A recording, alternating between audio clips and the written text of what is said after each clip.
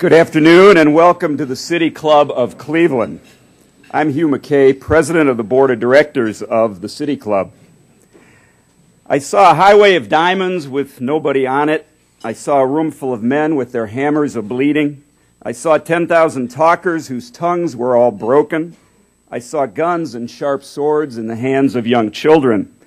And it's a hard rain's going to fall.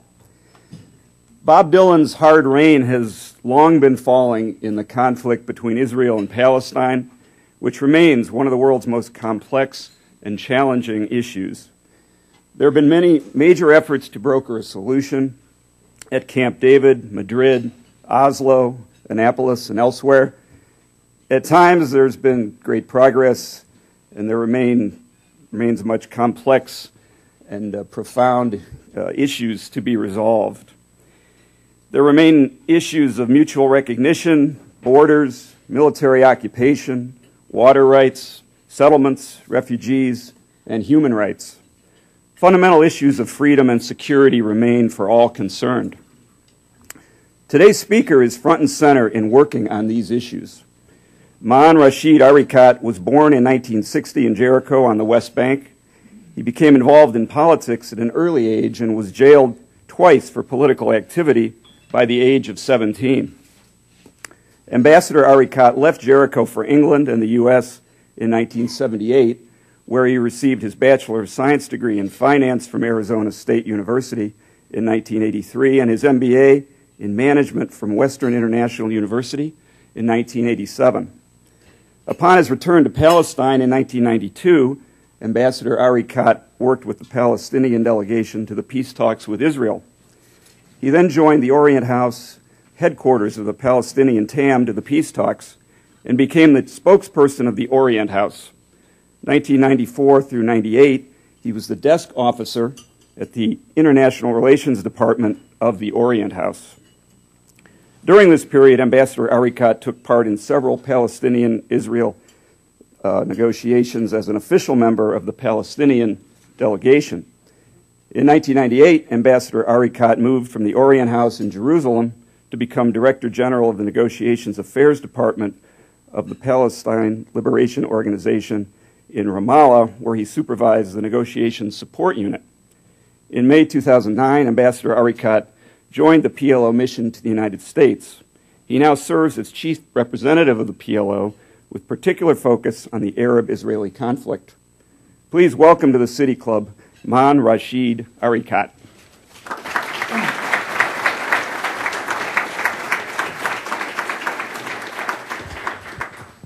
Thank you very much.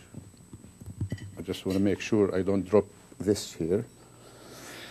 Okay, it's really a pleasure to be here in Cleveland, and I do appreciate your kind invitation for me to come and address this fine group of people. Thank you to the City Club of Cleveland, to Mr. James Forrest, the Executive Director. I'm sorry? Speak up a little bit? Well, maybe I should raise these because I'm tall. Hold on a second. Okay. And Mr. Hugh McKay, the President.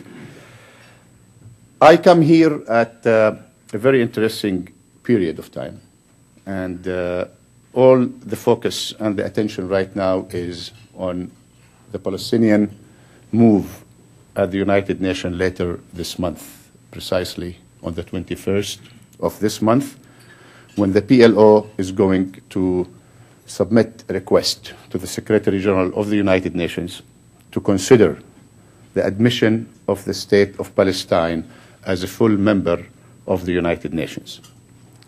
Before I get into my speech, I agreed with both Mr. McKay and Mr. Forrest to try to make it a shorter speech so that we can maybe get the audience involved with questions. I like, to be honest with you, the question and answer session of any speech. So keep in mind that the Palestinian-Israeli conflict, the creation of the State of Israel, was a product of a United Nations General Assembly Resolution 181, which was approved in 1947 and called for the creation of a Jewish state in Palestine and an Arab state in Palestine. So for those who are wondering why the Palestinians are resorting to the United Nations, they should keep in mind that the creation of the State of Israel was actually given legality by UN General Assembly 181. So this is nothing strange for the behavior of peoples and states to resort to the international body in order to resolve the conflict. We are going to the United Nations because we have exhausted almost 20 years of bilateral negotiations, starting in Madrid, 1991, and then culminated in the Oslo Accords in 1993, and all subsequent agreements between the PLO and Israel. The Palestinians today find themselves in a much worse situation than they were 20 years ago. Settlement building, the closure, the wall, all the restrictions that the Israelis are imposing on the Palestinians are making the life of the Palestinian people inside the occupied territory a very difficult life to bear. And therefore, looking at a history of negotiations that unfortunately did not produce the desired results. To us, we got engaged in the negotiations in order to reach one conclusion, one simple conclusion, which is the end of the Israeli military occupation that started in June 1967. We didn't enter this negotiation so that Israel can take advantage of these negotiations to consolidate its occupation rather than move towards ending that military occupation. So the Palestinian leadership is responsible for its own people. We cannot continue to tell our people that this bilateral process, the so-called peace process, which I personally don't use anymore, is going to produce results that will lead to the end of the conflict between the Israelis and the Palestinians, and will lead to the establishment of an independent, sovereign, contiguous Palestinian state. We are confronting a situation on the ground where Israel is imposing facts on the ground, following fait accompli policies that are telling the ordinary Palestinian, not only the leadership, that they are not sincere and genuine about reaching an end to the conflict. Israelis believe that Israel is in a very good situation right now economically. There is no threat from the Palestinians. On the security front, the situation has been under control for a quiet 3-4 years thanks to the efforts of the Palestinian Authority. And they don't see any pressure to move forward to end the conflict with the Palestinians. They think that they can keep this situation, the status quo, for another 20, 30 years to come. And that's why exactly the Palestinian leadership has decided to take this issue back to where it started. It started in 1947. Today is 2011. And we are taking the issue back to the United Nations to ask the United Nations and the international community and the United States and other countries to take responsibility for putting an end to this Israeli military occupation and for allowing the Palestinian people to be free and independent. This is exactly what we are seeking in our effort. We are not in the business of delegitimizing Israel. We cannot delegitimize Israel. Who are we to delegitimize a state that is recognized by the world and by the United Nations? Do we have the power to delegitimize Israel? So it's not an effort to delegitimize Israel. It's not an effort to isolate Israel. Israel is already isolated because of the policies of the current Israeli government. So we are not doing this in order to delegitimize Israel or to isolate Israel. And we are not doing this to abandon negotiations. We have been telling the US administration for the last 6 months, if they manage to come up with a viable alternative that will bring back the parties to the negotiating table and will lead to meaningful, genuine negotiations with a clear time frame, clear terms of reference, clear end game, that the Palestinians will engage and will sit on the table. When President Obama gave his speech on May 19th, we immediately embraced the speech of President Obama. Until today, Israeli Prime Minister Netanyahu did not indicate his willingness to accept the parameters and the elements that were mentioned in President Obama's speech on May 19th. So we have worked with the US administration for the last 2 years in order to give them a chance to get these political negotiations started again. Unfortunately, the Israeli government is fixated on the short-term gains, and they are forgetting the fact that it is not in Israel's interest to keep this conflict going on for a longer period. Because if you look at what is happening in the region, things that are happening in the region will not be controlled by the Israelis, by the Palestinians, or by any other government in the region. And the recent incident in Eilat, in which some gunmen managed to infiltrate the borders from the Egyptian side and attacked Israeli civilians and soldiers, although there is still a lot of secrecy shrouding this operation, we don't know very much details about it, showed a very important thing, that Egypt today is not going to be the Egypt of 2 months ago. And the Egyptian people are not going to tolerate Israeli aggression against the Palestinian people. Today, Turkey recalled its ambassador from Israel and asked the Israeli ambassador to leave Istanbul in the next 2-3 days, on Wednesday. Turkey and Egypt, these were two strategic partners for Israel. A Muslim country who always maintained a relationship with Israel, and the largest Arab country, Egypt, who signed a peace treaty with Israel in 1978. These countries are cornerstones for Israel's survival in the region. And today, what we are witnessing as a result of Israeli intransigence and refusal to use logic and reason and wisdom to end this simmering conflict, we are seeing two important countries that used to be allies of Israel slowly but surely distancing themselves from Israel. That should be a very strong warning for the Israelis that the region is not going to be the same if things are not contained, if the Palestinian-Israeli conflict is not resolved. Now back to the UN.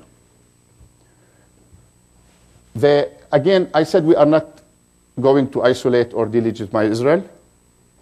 We are not declaring a state. Many people get mixed up between, going to the United Nations for admission and declaration of a state. We did declare independence or a state in 1988. So this is not going to declare a state. And this is not unilateral because we are going to the largest international body, to the United Nations. We are going to 193 countries and say, please support us in our effort to be admitted to the UN. How can that be unilateral? When you are asking 193 countries to support you, this is definitely not a unilateral act on the part of the Palestinian. Nor is it an effort to seek recognition. Recognition takes place between sovereign states. Honduras, last week, recognized Palestine. El Salvador did the same thing as recent as last week. So this is something that happens between two sovereign states. We don't need to go to the UN to be recognized as a sovereign state. What we are seeking is admission to the United Nations. And this can be done in two different ways. Submitting the request to the UN Security General, who in turn will transfer it to the UN Security Council, to transfer it to the UN General Assembly for a vote. Now that's where the United States role comes, or the United States, the role of the United States comes into play. The US has the veto power, of course. And they said clearly to us that if it comes to the UN Security Council, we are going to veto it. They will not be vetoing the admission of the State of Palestine to the United Nations. They will be vetoing transferring the issue to the UN General Assembly for a vote. Assuming that they veto that, the issue is dead. We cannot We can do it the day after. We can keep doing it every day. We can take it back to the UN Security every day and have the United States make a veto every day. But it will be aborted, and it will not go to the UN General Assembly for a vote for a full member state status. If we go to the UN Security Council, to the UN General Assembly, 2/3 of the members will vote in favor, then Palestine becomes a full member state of the United Nations, like China, like Israel, like France, like any other country. But it's clear that the US is going to veto that. And we talked to them about it. They tried to convince us not to go. We tried to convince them not to veto. And we both could not change the position of the other. So we said, okay, we agree to disagree. And so far, this remains the position of the United States. And of course, it remains our position that we are going to the United Nations.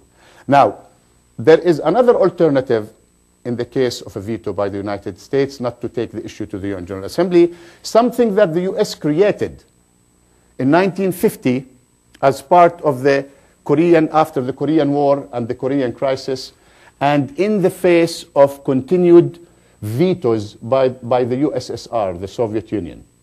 The United States resorted to the Security Council and convinced the Security Council that we cannot continue to paralyze the UN Security Council and the United Nations, and one member state of the UN Security Council, the USSR in that case, is undermining world peace and security. Therefore, we want to take the case to the UN General Assembly to give their opinion and to declare their position in a non-binding manner, and the US succeeded, and we know, as was known at the time, as UN General Assembly Resolution 377, or Uniting for Peace. So if the US veto our request to go to the UN General Assembly, become a full member state, there is an alternative for us that we can seek or we can utilize that mechanism that the US itself introduced in 1950 to go to the UN General Assembly, and in that case, we will become a non-member state of the United Nations versus a member state, a full member state.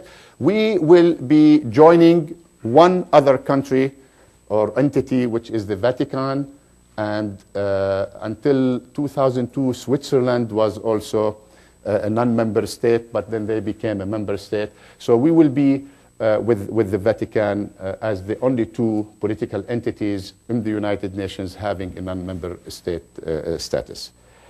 So this is the nature of the move, and these are the mechanisms. And one issue I want to touch on here is the issue or the concern of people that this could lead to violence, and two, that this could encourage the Palestinians to abandon negotiations or to abandon or not to return to the negotiation table. Well, first of all, the Palestinian leadership is strongly committed to nonviolent resistance and nonviolent activities.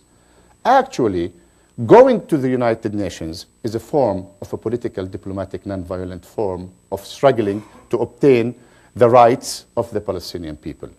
And going to the United Nations is also important because if we want to keep the hope alive that a two-state solution is feasible, Israel and Palestine living side by side in peace and security within that historical land which is important and precious for the two peoples, we have to keep the hope of the two-state solution alive. Right now, what Israel is doing is actually undermining the two-state solution and making it more remote and more difficult. So the leadership is going to the UN in a very peaceful, diplomatic manner to keep that hope alive that, yes, we can achieve the two-state solution, while Israel on the ground is trying to destroy the two-state solution. And therefore, we are urging our people that if they want to resort to any kind of protest or marches, that it remains peaceful. We don't need anybody to warn us about the destructive impact of a violent or armed resistance. We have suffered enough from that. The second intifada destroyed the infrastructure of the Palestinian people. It destroyed our abilities. It destroyed us politically, economically, in every respect. And therefore, in every effort that we will make sure that our efforts will be peaceful and will be non-violent and don't turn into a violent confrontation with the Israelis. On the issue of negotiations, and this is my final point, getting a vote at the United Nations is not the end of the road. What we are trying to do, we're trying to change the political dynamics, the paradigm. The status quo cannot continue, where Israel can dictate things on the ground and we are sitting as spectators. This is a situation that we cannot tolerate anymore. We are trying to establish a new reality where the state of Palestine will be recognized by the overwhelming majority of the international community, so that Israel can understand that there is growing support among the world, among the international community for Palestinian independence and freedom. Yes, it will not change the situation on the ground the day after. Yes, the Israeli occupation will continue. Yes, they will continue to have the upper hand. But the day after is not going to be similar to the day before, when politically, psychologically, morally, legally, we will be in a different position vis-à-vis Israel as an occupying power. And we have to do that to send a wake-up call to the Israeli government and to the Israeli people, that continuing to suppress the Palestinians and deny them their freedom is not going to bring about security, peace, and stability to the Israeli people or to Israel. The only way to do that is by allowing the Palestinians to live freely and to have their own independent state. So the day after could witness a return to political negotiations, because there are so many issues that need to be resolved. We are only getting admission to the United Nations and the recognition that this state will be based on the 1967 borders. But what about Jerusalem? What about refugees? What about settlements? What about security? What about water? What about future economic relations between Israel and Palestine? These are issues that need to be discussed between the two parties. And therefore, anybody who says that this is an effort to abandon negotiations and an effort to, it will encourage the Palestinians to continue to resort to the United Nations instead of bilateral contacts, is not true, because we have eventually to sit with the Israelis in order to sort out all these outstanding issues. So it will not be the end of the road of us. It will only usher a new era for us in terms of dealing with Israel. Try to put us a little bit at par with Israel, because now you have unequal partners negotiating. One party that has all the power and the other that has none. And therefore, with our move, what we are trying to do, we are trying to, to lift ourselves up a little bit so that we can be somehow, at least morally, psychologically, legally, and politically at par with the Israelis, so that we can incentivize the Israelis and their leadership to sit down with us, try to reach a genuine end to the conflict between the two peoples. Thank you very much.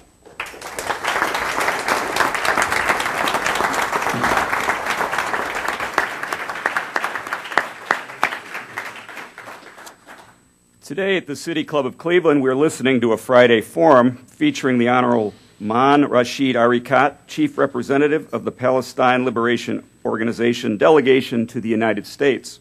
We will return to our speaker in a minute for the traditional City Club questions.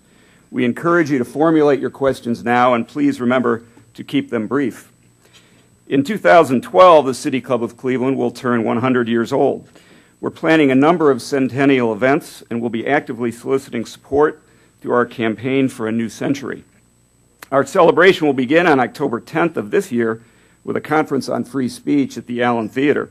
To learn more about the 100th anniversary events, visit the City Club website, www.cityclub.org/100. We welcome all of you here today and those listening to WCPN 90.3 FM, WCLV, WTAM, or one of the many radio stations across the country. Our television broadcast partner is WVIZ PBS IdeaStream. Television broadcasts of the City Club are made possible by Cleveland State University and PNC. We're pleased to welcome guests at tables hosted by Baker Hostetler and IFCPME. Thank you for your partnership. Now we'd like to return to our speaker for our traditional City Club questions and answers. We welcome questions from everyone, including guests.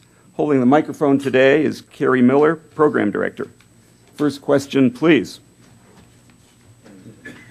I recall that there have been rocket attacks launched from the Palestinian territory into Israel.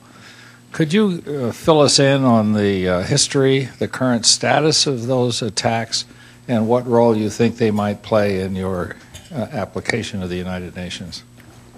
Well, you are referring to attacks, rocket attacks that are launched from the Gaza Strip against certain communities in southern Israel and areas adjacent to the Gaza Strip. The Palestinian Authority and the PLO has repeatedly expressed its opposition to this kind of violence and attacks, the same way we express our opposition to Israeli attacks and violence against Palestinians. If you look at the history of the last 10 years, you can see the imbalance in terms of the human casualties on both sides.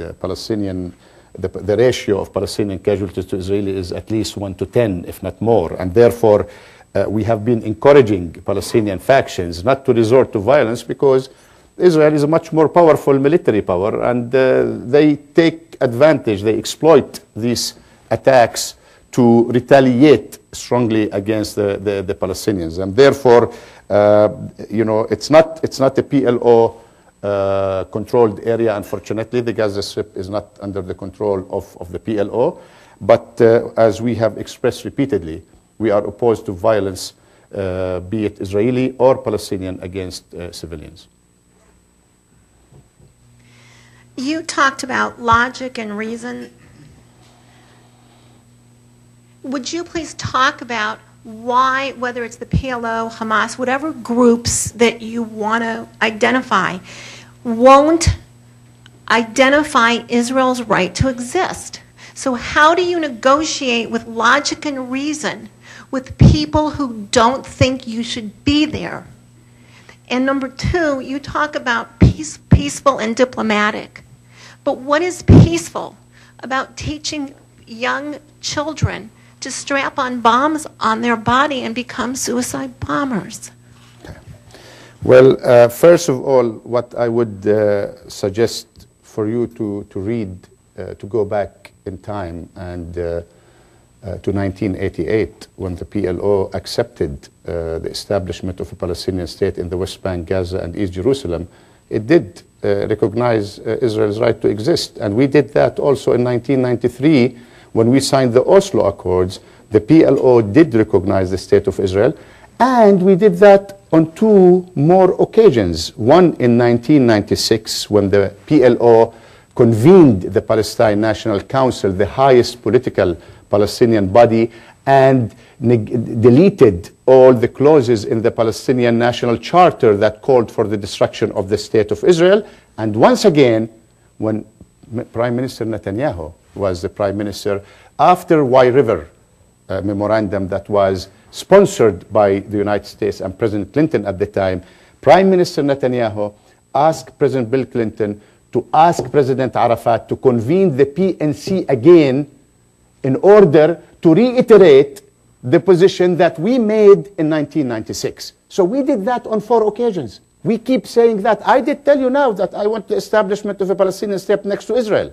I didn't tell you instead of Israel. When is the time going to come for Israel to be courageous and brave enough to say, yes, I recognize that there is a Palestinian people who have the right to live in secured boundary like the Israeli people? We have repeatedly made it clear that we want to establish a state of Palestine next to Israel. And we will make that clear even in the resolution that we will submit to the United Nations this month, that this will be an effort to establish a state that will live side by side with Israel in peace, and security. Why every 5 years, 3 years, they keep asking us, recognize the state of Israel? Every 3 years, recognize this. We did recognize the state of Israel 4 times officially. And in our official policy, we always refer to Israel as a state living on that part of the land. We are not calling for replacing Israel with the state of Palestine. We are calling for the establishment of 2 states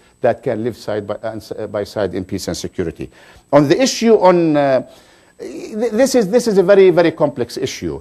You know, and in order for you to understand that, I don't teach my kids to put explosive. I teach my kids to play Xbox and to go watch college football and to be human beings, to be normal human beings. No Palestinian father or mother would like to teach their children to strap themselves with explosives and go and blow up Israeli civilians. You have to look at the root causes.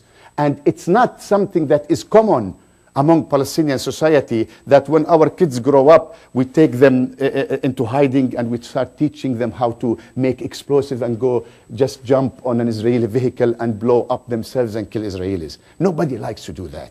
So please do not simplify the matter in this way. There are root causes for why some of these people have done what they have done. Although we continue to be opposed to this tactic, we don't believe that targeting civilians is the best way to further our national objectives. But look at what Israel has been doing to us. What do you call dropping a 1,000-pound bomb on a building in Gaza to kill Hamas activists and killing 20 civilians in the process? Do you call that self-defense? We call it state terrorism. So if in order to put an end to violence and counter violence, you need to look at the root causes of the problem. This is a political problem. If you don't solve it fundamentally, if you don't solve it in a way that will respect the rights of each people and the right of each people to live in dignity and freedom, you will see more violence, unfortunately. You will see more actions like this, something that we all condemn and we all abhor. So let's not ignore the root causes of what is going in the region.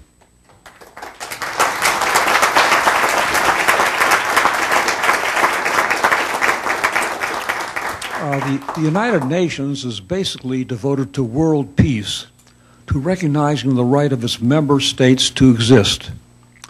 And yet your organization has, as you referred to earlier, an organization called Hamas, which in its very charter calls for the destruction of the state of Israel.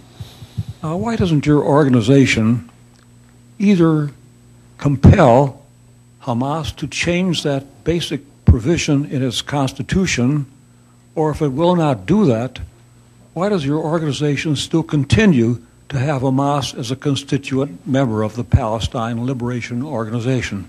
Well, first of all, Hamas is not part of the Palestine Liberation Organization. Hamas and the Islamic Jihad are 2 factions that are not members of the PLO. So the PLO does not include Hamas and the Islamic Jihad, and we don't have control over their political agenda. We, of course, continue to urge them to adopt more pragmatic approaches in the conflict with Israel and to resort to peaceful resistance instead of military and armed struggle.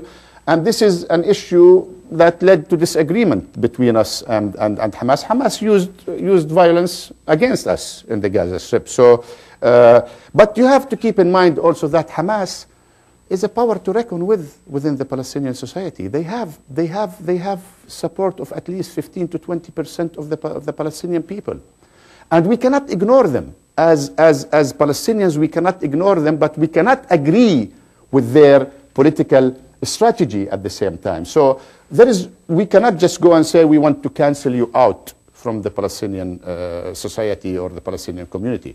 We need to continue to work with them in order to have them adapt to the PLO political agenda, which calls for peaceful engagement with Israel in order to end this conflict. But also keep in mind, on the Israeli side, there are factions within the Israeli government, like Israel Baituna and others, who are until today calling for the transfer of the Palestinian people out of their homeland. And they are official members of the Israeli government today. So, you know, you will see all these divergent views within the Palestinian society and within the Israeli society. The closer we get to putting an end to this conflict, I am sure Hamas will become more pragmatic about its political objectives. But as of today, Hamas is not an official member of the PLO. Could you please just tell us, in your opinion, why the U.S. is vetoing this issue? Okay. Well, we did tell the U.S. administration that this is not the Palestinian-American issue. I mean, you know, we going to the UN to be admitted, we told them ethically, morally, the U.S. should not stand in the way of a people who are trying to seek admission at the United Nations. As simple as that. If you want to invoke moral standards and ethical standards, the U.S. should not be even threatening to veto the transfer of this issue to the UN General Assembly for vote. It's not secret why the United States is doing that, but they have their main concern is that they want this to be the outcome of bilateral negotiations, and we countered, what negotiations? I mean, you're talking about bilateral negotiations for 2 years, ever since Prime Minister Netanyahu became Prime Minister. You haven't been able to bring him to the table. Last year, exactly around this same time, the 1st and the 2nd of September, President Obama hosted a meeting that included Prime Minister Netanyahu, President Abbas, President Mubarak, and King Abdullah of Jordan. And when we sat with Israeli delegation, we said, okay, let's talk about territory and security. Let's get started. And they wouldn't. They wouldn't get engaged with us. And the Americans know that. They know that we have tried to get them engaged so many times. So trying to stop our efforts to obtain international legitimacy in return for promises does not work anymore. I mean, we are not going to change our mind in return for a statement that the US or the Quartet is going to issue maybe in a week's time or 2 weeks' time, that Israel will throw in the garbage the next day. We are not going to continue on this track anymore. So they have their own reasons, their special relationship with Israel, domestic considerations, the role of Congress, which is very hostile to the Palestinians, elections next year. We can go on and on and on until 4 o'clock this afternoon. Yeah, it's me. I'm just curious to know, I have 2 questions. If Egypt still controlled Gaza and the West Bank was still controlled by Jordan, I guarantee you today the Palestinian issue will not be an issue, because Palestine was Muslim, Jewish, Christian, and many ethnic backgrounds. It has been conquered by many, many people, and every controlling party controlled the people. But we don't talk about that. Today you're coming and you're saying that you want 2 states. So far, all I heard is that you depict Israel as the bad people who don't want to compromise. They're using their power. When we have been attacked here 10 years ago, America did not want to kill 3,000 people because we lost 3,000 people. We went to control. That's also beside the point. You want your state. You have your state. You don't have your borders. Are we going to go through the same battles? You are battling about Jerusalem. Jerusalem was never, this is the question, what do you do once you have a state if you don't know where your borders are? If they are not recognized, if Jerusalem is not decided, Jerusalem has been forever together except for 19 years. Today is division. So how are you going to settle the issues if they're not settled now? Are we going to have more battles after the UN knows you as a state? I have no problem with the state. But if you don't have a problem, what do you do? Okay. It's okay. We the Palestinians are saying what the borders of our state is. 67 with agreed swaps. It's Israel that doesn't know its borders. What are the borders of Israel? I mean, you know, I can counter with that, but this is not going to serve the purpose of the discussion. I mean, you know, I think the Palestinians have made a historical compromise in 1988. when they accepted the establishment of a state in the West Bank, Gaza, with East Jerusalem as its capital, on 22% of what used to be historic Palestine. Today, the Israeli government wants us to compromise on that historical compromise. They want 10% of the 22%. And this is something that no Palestinian leadership will accept. What we are offering is a recipe for peaceful coexistence, for prosperity, and for peace and stability for Israelis and Palestinians. What the Israeli government is doing right now is rejecting every effort, every initiative, every proposal made by the Palestinians and the international community to sit and put an end to that conflict. Israel wants to continue to control the Palestinian people. Why do they want to continue to control a people against their will? I don't understand. It's the only military occupation left in the world, unless some people characterize the US presence in Afghanistan and Iraq as military occupation. But it is the only military occupation left in the world. Why don't you let the Palestinians live freely? This is the question that we ask the Israelis. We are offering a very clear proposal, a state that will live side by side with Israel. They can live in their own state, we can live in our own state. But, you know, when you say we don't have defined boundaries, that's what we're going to the UN. We're going to the UN to define the boundaries of the future Palestinian state.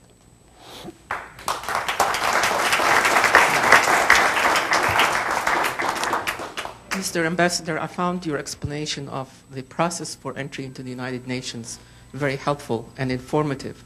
I have one source of confusion yet remaining, and that is, if I understand, Resolution 181 was a General Assembly resolution that partitioned Palestine, and that the entry of Israel into the United Nations did not involve the Security Council.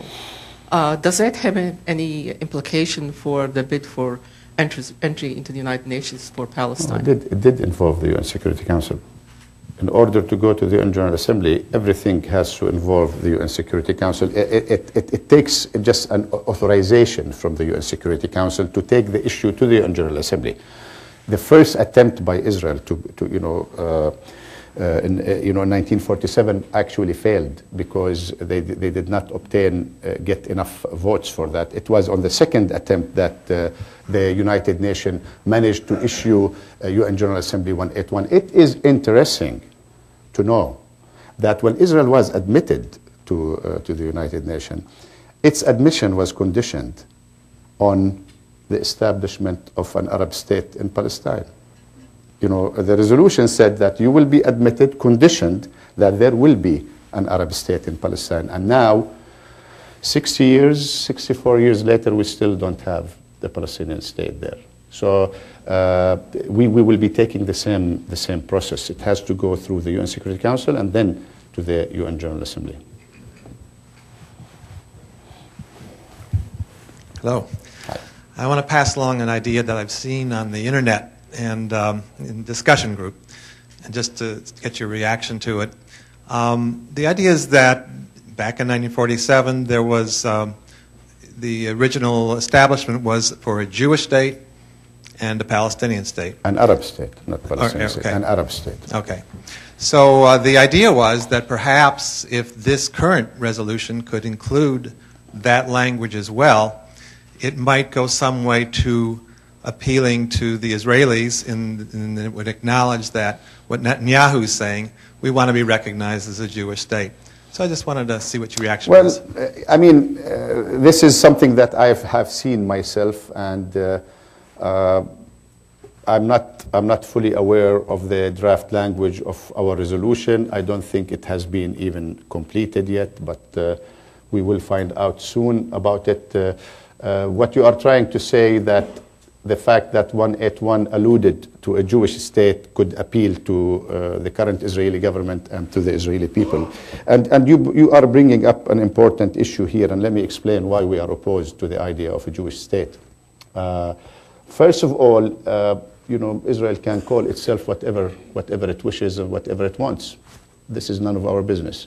But for them to ask us to recognize that, we cannot do that for two simple reasons. One, we have a Palestinian Israeli minority that lives inside Israel, 1.2 million, 1.3 million Palestinians who hold Israeli citizenship. And they are already discriminated against, you know that. I mean, they are not equal citizens. The only equal right they have is voting rights. Other than that, you know, in terms of social services, in terms of, you know, equality, everything, housing, they are completely discriminated against in Israel. And therefore, if we say Israel can be a Jewish state, we're telling them, okay, the 1.2, 1.3 non-Jewish population of Israel, I mean, you know, you can violate the rights are not equal, so we will not do that to a large segment of the Palestinian people. The second issue, which is the most important issue, I think the Israeli government is using it for tactical maneuvering employees. We have negotiated with 5, 6 Israeli governments before, most recently with Prime Minister Olmert. And they never mentioned that we have to recognize Israel as a Jewish state. Prime Minister Netanyahu knows that this issue is so emotional to Israelis, so emotional to Jews around the world. And he wants to portray it as, you know, the Palestinians are against the Jews and they don't want to recognize Israel as a Jewish state. This is not true. We have recognized Israel, as I answered the lady there, not only once, 4 times officially at the highest level. And we continue. And you know that. We continue. We allude to the state of Israel, and we are not, you know, hiding our position when we say Israel and state of Israel next to the state of Palestine. The other issue is the right of return. The refugees is an issue that Israel accepted to discuss at Oslo. It's one of the final status issues: settlements, security, refugees, Jerusalem, borders, and water. And by asking us to recognize the Jewishness of the state of Israel, Israel is trying to tell us that in advance, the issue of the refugees is already decided. And this is something we will never do until we sit on the table and reach an agreement with Israel on all these outstanding issues, including the refugees. So that explains why we are opposed to that. But they can call themselves the Jewish empire or the Israeli empire of the Jewish people around the world and the planets. It doesn't matter. They can do that. Israel was admitted at the UN as the State of Israel. This is exactly the official title of Israel when they were admitted at the United Nations. State of Israel. They haven't even sought to change that at the United Nations. Why are they coming to us to make that recognition when they are not even trying to change their title at the United Nations? It doesn't make any sense.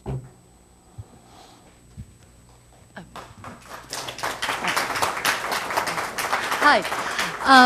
My question is, what are the 3 or 4 next steps that you're planning if you should be granted this non-member status on September 21st? I'm sure you have an agenda of things that you might want to move forward from this new place. Could you share with us some of the plans? What makes you so sure that we have a plan?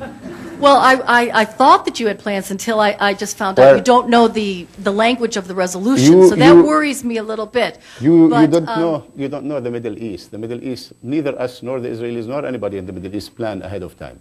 We don't. Seriously. Seriously. If we plan ahead of time, I think we would have been able to avoid so many of these disasters that happened in the past. No, I think it's an interesting question. I think what we are, as I told you, what we are seeking is to elevate, our position vis-a-vis Israel by getting this strong international support and recognition and admission. Morally, politically, psychologically, legally, try to tell the Israelis that, and the United States. Well, I told you on the ground, Israel continues to have the upper hand. We have a military occupation there. We have an army that is controlling our lives. It's not a police force or a gendarme or something. You have soldiers with machine guns and tanks on checkpoints. But the issue is, this is the beginning of a process. It is meant to change the paradigm and the dynamics. I don't know. I cannot predict what is the form that it will take. I cannot predict what Israeli reaction would be to that. I can't predict what the Palestinian people reaction to that. What we are concerned about, that we keep that in the confine of peaceful resistance, and that make sure it does not turn violent between the Palestinians and the Israelis. But I cannot predict what are the next steps. I cannot. What are the PLO's views on what is happening in Syria and Libya right now, and what impact will that have on the Libya, we are finished with Libya now. I mean, it's a difficult position for us. I mean, Libya, we did recognize the transitional council, military council, or whatever in Libya. We only did that late in the process. And let me explain to you why we have been cautious, the Palestinians, especially in the cases of Libya, Syria, where we have large Palestinian communities. In the past, President Gaddafi expelled Palestinian workers from Libya, expelled them by the thousands, as he did with Tunisians, as he did with Egyptians. But the Tunisians and the Egyptians managed to go to their countries. In the case of the Palestinians, if Gaddafi expelled Palestinian workers, where are they going to go? Israel will not allow them back into Palestinian areas. They're going to be scattered all over. So it's more of a humanitarian concern to us that we didn't want to take a political position that could impact these people, and we will not be able to help them, contrary to other Arab countries. On the issue of Syria, we respect what the Syrian people want to achieve in their country. But as long as there is a government there that is still recognized by the United States, by the international community, and it seems that it is still the government of Syria, we cannot recognize someone else, because we don't know who is the someone else, to be honest with you. So, we will follow the situation as it progresses, and, once the picture is clearer, we will make up our mind. Thank you for coming today, and I really appreciate your presentation, and I agree with it. I found that the Palestinians tend to be better educated and more thinking. The problem is going to be with Hezbollah and with Hamas and the other splinter groups who don't agree with what you're trying to do. They're throwing sand in the works. Well, again, they are not neither Hamas nor Hezbollah. I mean, Hezbollah, I don't want to touch on that issue because it's a Lebanese faction. It's out of our domain. But on the issue of Hamas, again, we are continue to engage Hamas in order to convince them that political engagement, political means are the only viable means to end the conflict and resolve the conflict with Israel. I hope we will succeed at one point in the future. Fred. Mr. Ambassador, the Arab Spring, which is springing all over the Middle East, leaves in doubt where these governments are going to end up. There is a fear that Islamic fundamentalism would comprise the constitution of some of these countries. And I just wondered where Palestine might be in relation to that. Well, I think the danger of Islamic fundamentalism was exaggerated. It continues to be exaggerated by certain circles. I don't think they are more organized than any other groups, but I don't think the Egyptians or the Tunisians or the Syrians or the Palestinians, for that matter, want Islamic fundamentalists to control their destinies and to control their governments. I think that if the Arabs continue to feel that they have more freedom of expression and they can express their views openly, I'm talking about the masses, the peoples, the outcome, the result will be completely in the other direction of supporting Islamic fundamentalism, because Arabs are seeking a better future, better lives, involvement in shaping up their countries, decision making, And I don't think anybody has a stomach for help me with that word. Okay, theocracy, thank you. Theocratic regimes in our area. On the contrary, I think one of the biggest losers of what is happening is Islamic fundamentalism. You know why? Because they've always advocated violence. They always advocated violence against the regimes, against the authorities. And now, you know, except in the cases, unfortunately, of Syria and Libya, you know, the things went out of control. But in Egypt and Tunisia, the people managed to achieve their objectives without using one bullet against the regime. So there is another alternative for the people struggle to change the situation and not resorting to violence. They are losers in this situation. Okay? Finished? Thank you very much. Thanks. Today at the City Club of Cleveland, we've been listening to the Honorable Maen Rashid Areikat, Chief Representative for the Palestine Liberation Organization Delegation to the United States. Thank you, Representative Areikat. Thank you, ladies and gentlemen. This forum is now adjourned. For information on upcoming speakers or for podcasts of the City Club, go to cityclub.org.